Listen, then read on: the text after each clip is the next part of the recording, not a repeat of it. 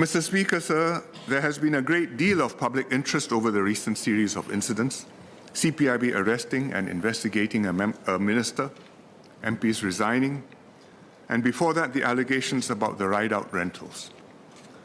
The way we have handled these incidents shows how seriously the PAP takes our responsibility of governing Singapore and being accountable to Parliament and to Singaporeans.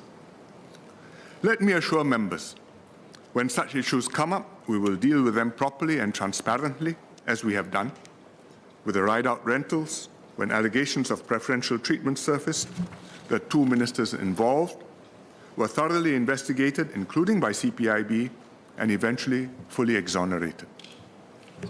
The investigation reports were tabled in Parliament, and we had a long session answering MPs' questions in this House.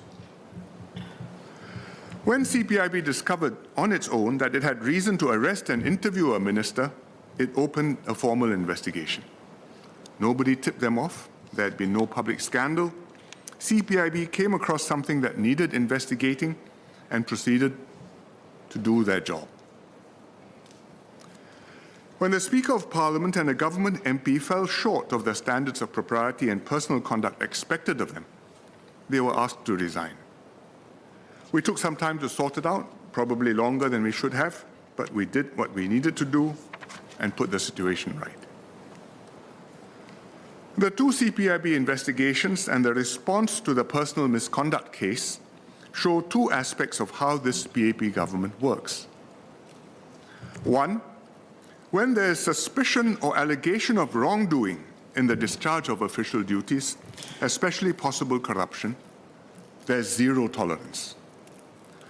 Two, when people slip in their personal lives, the PAP will look at the facts of each case carefully and deal with the matter as humanely and sensitively as possible according to the principles that the party has established. Systems are composed of human beings. In any system, however comprehensive the safeguards, sometimes something will still go wrong.